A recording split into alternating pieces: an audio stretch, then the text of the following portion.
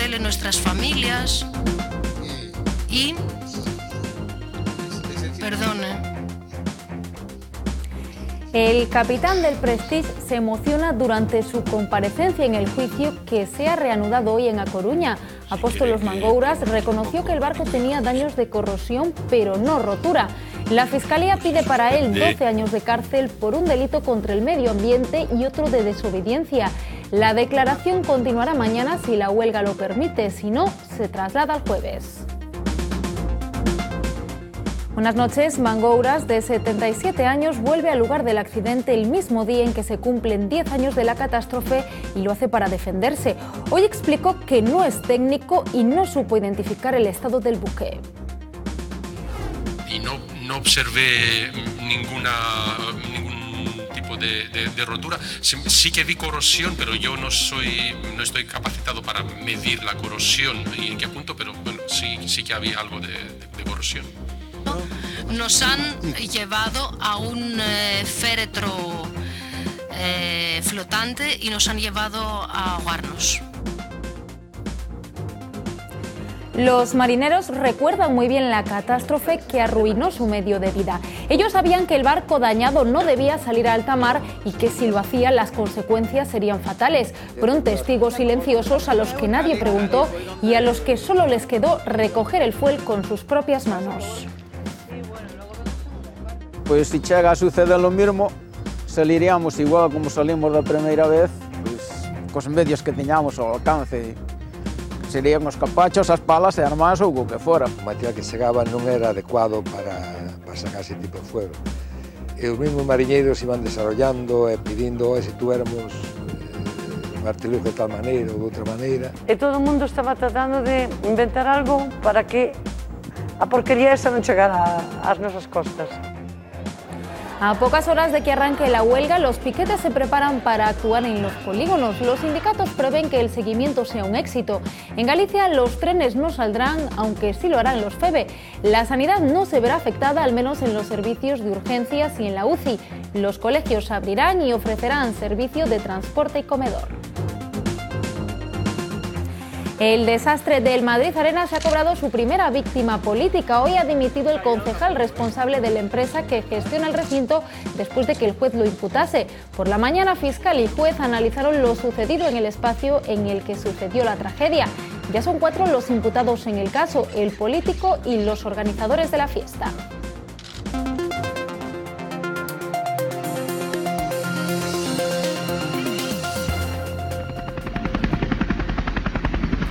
Hoy se cumplen 10 años de esta imagen, un petrolero con bandera de Bahamas, un por aquel entonces desconocido buque Prestige, tenía una vía de agua y lanzaba su llamada de aviso. Lo que vino después quedó grabado en las retinas de todos los gallegos. Estas que ven son imágenes en exclusiva de aquel día. En ellas se puede ver al petrolero a merced de las olas mientras los técnicos en cubierta intentaban encontrar una solución en el último momento. También se ve al propio jefe de máquinas, Nicolás Argyropoulos, también camina por el buque, desconcertado y quizás preocupado por lo que se temía que se avecinaba.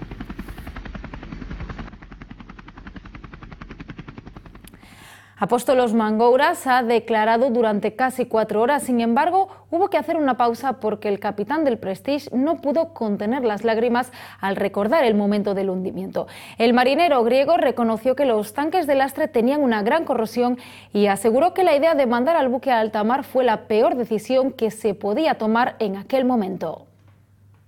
Tranquilo, sereno, sus 77 años se dejan ver en su semblante. La declaración del capitán del Prestige dejó claro que el tiempo es un mal compañero de la justicia. Han pasado muchos años. No, es que no lo recuerdo. No me acuerdo. Vacilante en la mayor parte de sus respuestas, Apóstolos Mangouras habló de los tanques de lastre, lugar donde posiblemente se inició la avería. Sí que vi corrosión, pero yo no estoy capacitado para medir la corrosión y en qué punto, pero bueno, sí que había algo de corrosión. Cuando dejó el Prestige se llevó pocas cosas, pero no se olvidó de este documento. En él asegura que revisó los tanques de lastre y que estaban en buenas condiciones, sin corrosión, pero la Fiscalía pone en duda su originalidad.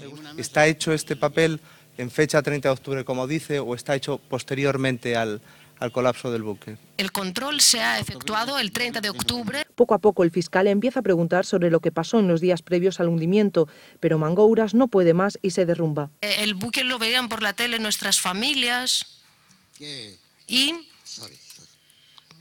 Tras 5 minutos de pausa, se reanuda la declaración.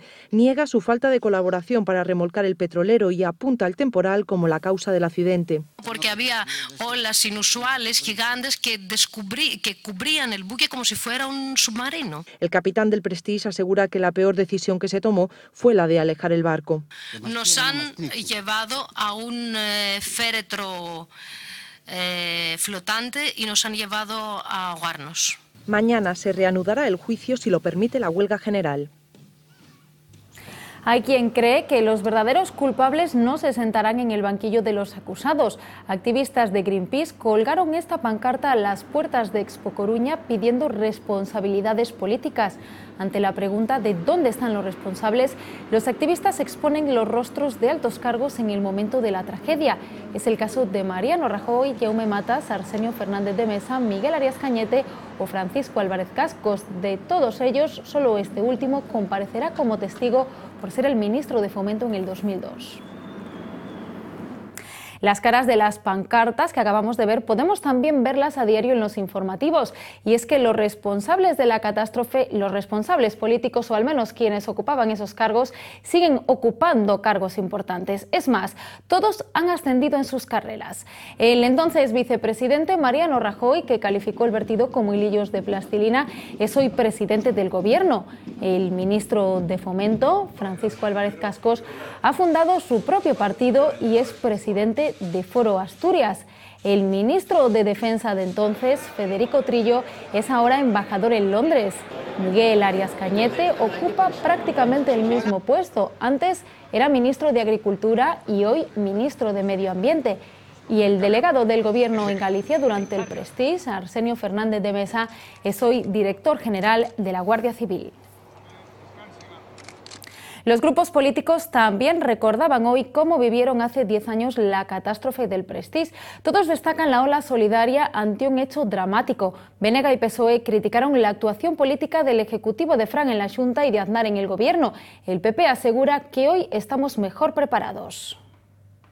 Provocou moitos segmentos sociais unha maior sensibilización social cara ao medio ambiente.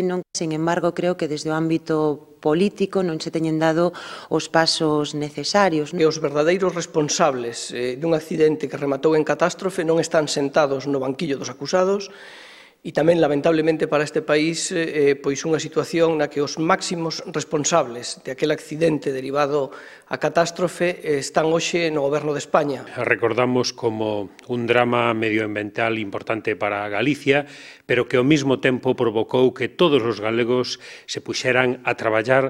A día de hoxe temos un plan de contingencia e estamos mellor preparados.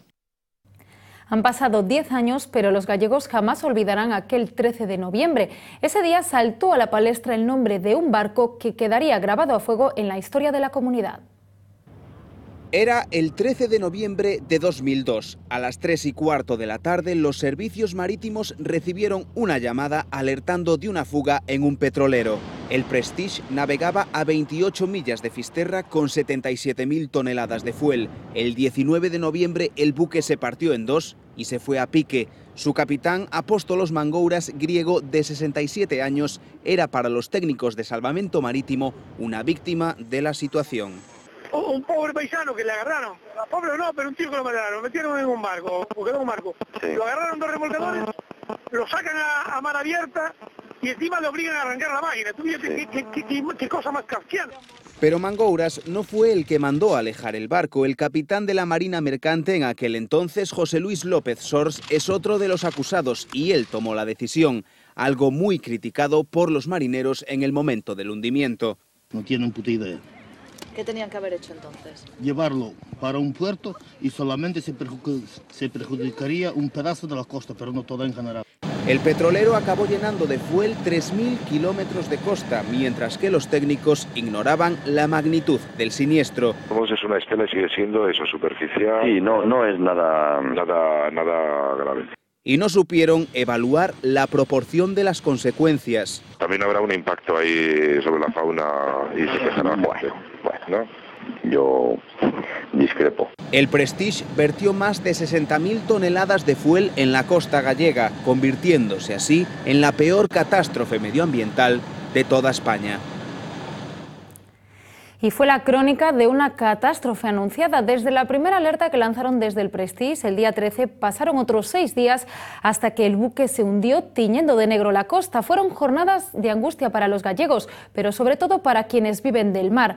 Los marineros sabían que alejar el buque era un error y que acabaría con su medio de sustento. Nadie los escuchó. Acabaron recogiendo el petróleo con sus propias manos. Hace 10 años, esta playa tenía este aspecto. 10 años después ya no queda huella del Prestige aquí en la playa de Alanzada. Sin embargo, el recuerdo del petrolero sigue estando muy presente. Sobre todo en quienes lucharon contra la marea negra cuando aún no se sabía ni cómo contenerla ni cómo retirarla. Muchos usaron sus manos. E armas as palas, as horquillas, os barcos pequenos, moita vida fueron os barcos dos mixiloeiros. Y es que al principio no había medios. Luego dicen los que llegaron fueron escasos y en muchas ocasiones inadecuados. E os mismos mariñeiros iban desarrollando e pedindo se tuéramos un artilugio de tal maneira ou de outra maneira. Así, donde no había se inventó y de cada invento surgieron mejoras. Las lonjas vacías de pescado y marisco sufrieron de un día para otro un profundo cambio. Isto todo era a logística. Este pedazo de aquí, de onde está o marisqueo, e onde están a lonja do peixe, eso todo era un comedor inmenso. Dicen que entonces solo importaba que el fuel no entrara en la ría, que no ensuciara los arenales, porque una vez alejado el barco, la marea negra invadía toda la costa. Tería que haberse levado para unha zona, acotala, e se manchaba esa zona, manchabas esa zona. Se metían nunha ría, non porque é moi rica, se metían noutra, non ten calado. Si metían a miña, pois eu tampouco a querría pa miña. Solo hay una cosa que pone de acuerdo a todo el mundo sin excepción, el papel impagable de los miles de voluntarios, la marea blanca que venció a la negra. Si eso sucede en outro país, daqui saliría tanta xente para ir a axudar a eles. 10 años después... 10 anos despois de malo quedou a recordar a historia. Hoy el negro parece desterrado del paisaje, pero hay quien recuerda que el Prestige aún duerme bajo las aguas y se pregunta qué pasará cuando despierte. Los políticos fueron los últimos en reconocer la magnitud de la catástrofe. Tanto desde la Xunta como desde el gobierno de Aznar se negaba constantemente la llegada del fuel a las costas y los daños medioambientales del vertido. Frente al oscurantismo de las instituciones, la labor de fotógrafos y periodistas arrojó luz sobre el desastre y permitió a los ciudadanos saber qué estaba pasando realmente. Esta es la foto más importante que yo he hecho en mi vida. Si tuviera que quedarme con una sola foto de toda mi trayectoria, esta es la foto que elegiría, ¿no? Los marineros están recogiendo el chapapote con las manos, pero con sus propias manos, ellos solos. De hecho, se acercaban a nosotros a traernos aves petroleadas para que rescatásemos, se acercaban a pedirnos leche porque pensaban que era buena para los pulmones, se acercaban a pedirnos mascarillas. Y este es un momento en que les acababa de caer parte de un contenedor encima a ellos. Claro, estaban como buscando el aire. Mi favorita de Casal es esta, que es Man. A mí me recuerda mucho, y siempre lo digo, al grito de Munch. Cuando venía un político o una personalidad, siempre la llevaban a un ambiente controlado. Nunca lo llevaban a Musea. Trabajábamos con una Canon D30, que es una cámara casi de turista, con 2 megapíxeles que tenía. Que un iPhone hoy tiene 5. Los medios nacionales, que tienen aquí sus fotógrafos, mandaban además a sus fotógrafos estrella. Todas las agencias internacionales mandaban a los mejores fotógrafos. Aquí estuvo Desmond Boylan, estuvo Dennis Doyle, estuvo Paul Hanna, y nosotros como fotógrafos locales, claro, teníamos que competir con ellos. Pero el fotógrafo local tiene algo que no tiene el fotógrafo foráneo, que conoce la zona, llega a donde el fotógrafo foráneo no llega, conoce a los habitantes de la zona. Estuvimos como 3 meses comiendo en la cofradía de pescadores bocadillos todos los días. Fue como una guerra, era un ambiente de guerra y de resistencia, era como estar en la trinchera. Y tú formas parte de su tropa. Nunca nos sentimos más útiles que en aquella época. Magníficas imágenes e informaciones que se dice acabaron pasando factura incluso al propio Manuel Fraga en las elecciones de 2005. Precisamente la plataforma más activa durante el desastre, Nunca Máis, volvió a ponerse hoy ante los focos para denunciar que las cosas no han cambiado tanto. El colectivo denuncia que otra catástrofe como el Prestige es cuestión de tiempo sigue habiendo carencias, dicen, como que no se designen puertos refugio, que se mantengan los centros logísticos en Vigo y la comarca ourensana en lugar de entre Fisterra y A Coruña, o que no se prevean medidas contra los vertidos ocasionales. Además, reclaman que los responsables políticos no se sometan a juicio. El sábado celebrarán un concierto homenaje en Pontevedra dedicado a los voluntarios. Con estes vimbios está servido o cesto de outra catástrofe. A pregunta non é se vai haber outra catástrofe. Para nós é evidente que sí. A pregunta é cando vai a ser. Nós non estamos de acordo en intentar desviar a atención da opinión pública para facer do señor Mangouras a cabeza de turco que pague coa catástrofe do Prestige. Cando os responsables da catástrofe nin siquiera están sentados nas sillas do Suízo.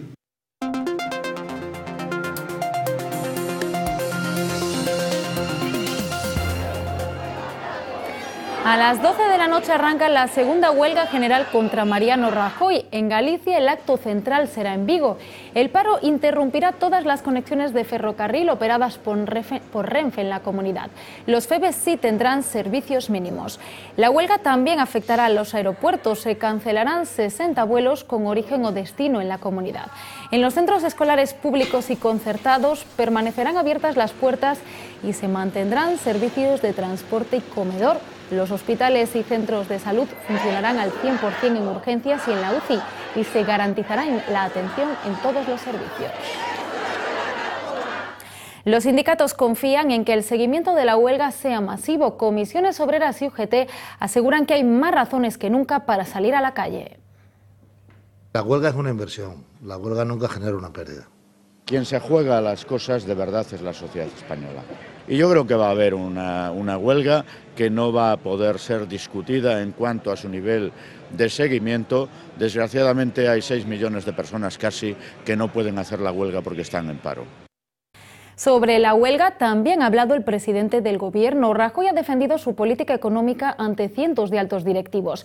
Dijo que no caben a estas alturas soluciones milagreras. En La Puerta, cientos de manifestantes, cada uno con su causa, opinaban justo lo contrario.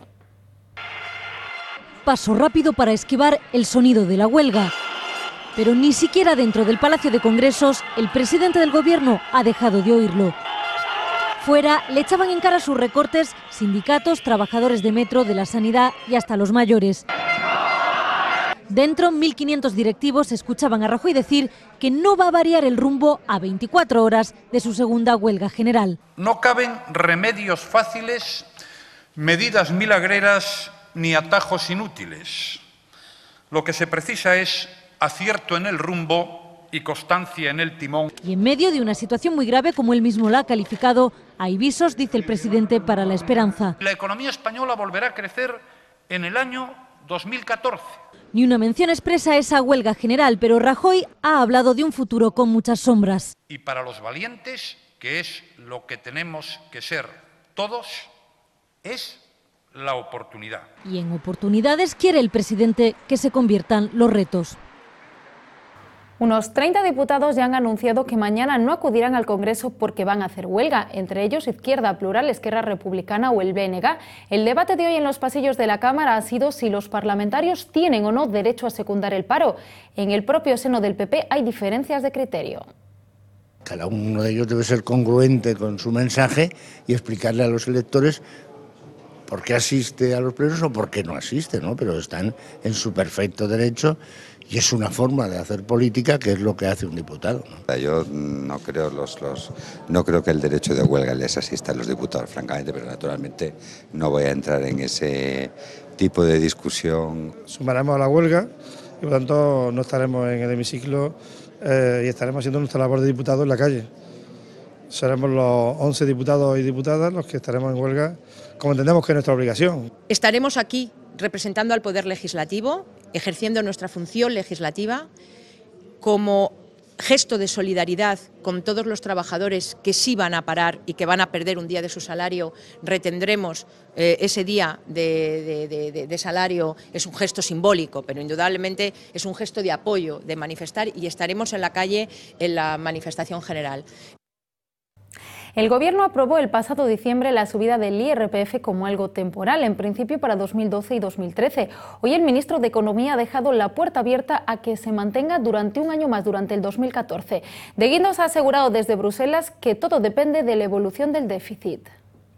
El tema del IRPF tiene un horizonte temporal hasta el año 2014. Pero el Gobierno siempre ha dicho y siempre ha comentado que el objetivo prioritario era reducir el déficit público. Tendremos que ver cuáles son las proyecciones de crecimiento, es el año 2014, todavía queda más de un año para ver cuál es la situación. Se consolida la subida de precios. El IPC aumentó 8 décimas en octubre, lo que sitúa la tasa interanual en el 3,5%.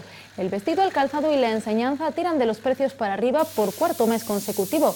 Por comunidades autónomas, todas aumentaron el IPC en octubre respecto a septiembre. Los mayores incrementos correspondieron a Murcia y Galicia. El Consejo de Administración de Nova Caixa Galicia no tuvo acceso a los nuevos contratos de los exdirectivos de la Caja antes de votar sobre los cambios que se introdujeron. Es lo que esta mañana ha asegurado ante el juez de la Audiencia Nacional el entonces consejero de Comisiones Obreras, José Luis Regueiro. Ante el magistrado Ismael Moreno, ha explicado que en aquel diciembre de 2010 él votó en contra precisamente por no conocer los detalles de esas modificaciones contractuales. Regueiro ha testificado hoy que no conocieron la cuantía de las indemnizaciones hasta que en septiembre de 2011 los exdirectivos ya habían salido de la Caja. Nueva reunión esta tarde entre PP y PSOE para intentar llegar a un acuerdo sobre la reforma de la ley hipotecaria. Ayer fueron 6 horas de debate de las que el PP salió confiando en que hay bases para llegar a un acuerdo. Los socialistas insisten en que no se trata de aplicar parches, sino de reformar la ley hipotecaria de manera contundente. Cualquier acuerdo que se produzca se aprobará el jueves, pero hoy el secretario de Estado de Economía ya ha avanzado que las medidas adoptadas no afectarán al alquiler ni se aplicarán de forma retroactiva.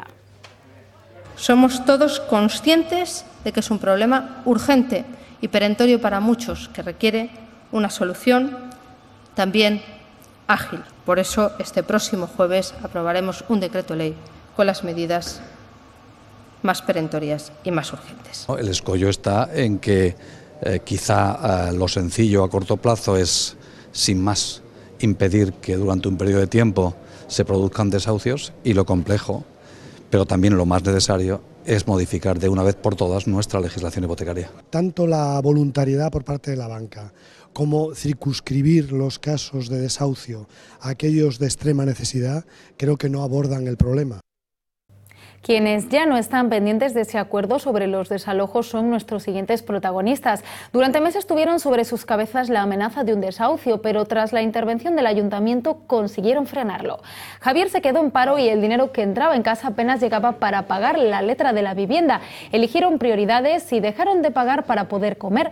Cuando el banco les amenazó con el embargo, la alcaldesa de Silleda, su ayuntamiento, intervino. Ella logró que la entidad les diese un año de carencia para la hipoteca. Además, Javier pudo conseguir un trabajo gracias a la Bolsa de Empleo Municipal. Quedé sin trabajo de la noche a la mañana, mientras hubo paro se pudo pagar la hipoteca y cuando no hubo paro, pues se pudo pagar la comida. Y la hipoteca quedó en un segundo plan. Esos 5 euros que te podían quedar limpios, dices, empieza ahora el cole en septiembre, hacen falta libros, hace falta ropa para el cole para las niñas. Digo, no puedo. Ellas lo entienden muy bien, entonces en ese aspecto, pues que si no hay juguetes o si no tienen yogures para comer de postre, pues repartimos esta manzanita, ¿verdad? Interpelar a las entidades bancarias para que retirasen ese desahucio con medidas de presión, como puede ser la suspensión de las cuentas corrientes del ayuntamiento y la no utilización de la policía local en ninguna orden de desahucio.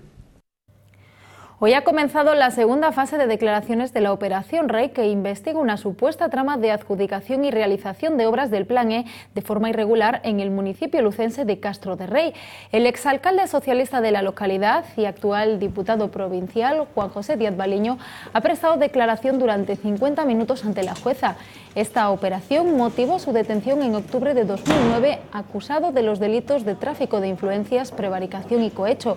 A lo largo del día han comparecido además en calidad de imputados el exedil Antonio Balado y el actual teniente de alcalde de Castro, el popular Roberto Lorenzo. Non vou eu a ser eu quen diga o que se dice aí arriba, creo que queda claro, non vou ser eu quen diga o que se dice aí arriba, está claro, non? Non vou contestar, remítome a roda de prensa. Non había ninguna irregularidade, por suposto, non hai nada novo que non se preguntara antes e xa digo, remítome a roda de prensa. Moitas gracias, moi amables, gracias por... Y el fuego parece cebarse con el rural lucense. Desde el fin de semana se han registrado 4 incendios en casas de Uteiro, Castroverde y Castro de Rey. La última esta misma madrugada en la parroquia sarriana de Santa Eufemia. El fuego comenzó en torno a la 1 de la madrugada y ha dejado esta vivienda unifamiliar completamente calcinada. En el interior se encontraban los 5 habitantes de la casa que estaban de alquiler y que no han tenido que recibir atención médica. Las llamas devoraron en poco tiempo la vivienda, restaurada hace un par de años. Los bomberos lograron extinguir el fuego 4 horas después de iniciar los trabajos. En Burela siguen buscando al pescador de 31 años desaparecido el pasado sábado. Hoy se ha incorporado al dispositivo un equipo del Grupo Especializado de Actividades Subacuáticas de la Guardia Civil. Rastrean los fondos de la zona donde se presume que pudo haber caído Isaac Fandiño, un tramo del litoral donde baten mucho las olas y hay numerosas grietas y cuevas donde habría podido quedar atrapado el cuerpo. La tragedia del Madrid Arena ha provocado una crisis en el Ayuntamiento de Madrid que se agudiza día a día. Hoy ha presentado su dimisión el concejal responsable de recinto, Pedro Calvo, después de que el juez lo imputase en el caso. Fue el fiscal el que pidió la imputación al juez. El magistrado y el fiscal recrearon hoy los hechos en las instalaciones del recinto. Poco después de anunciarse su imputación, Calvo presentó su dimisión. Era el responsable de la empresa propietaria de Madrid Arena. Renuncia a sus responsabilidades y también como portavoz municipal, aunque no ha entregado el acta. Nosotros nos vamos ya y lo hacemos como comenzamos, hablando del naufragio que hace 10 años tiñó de negro casi toda la costa de Galicia.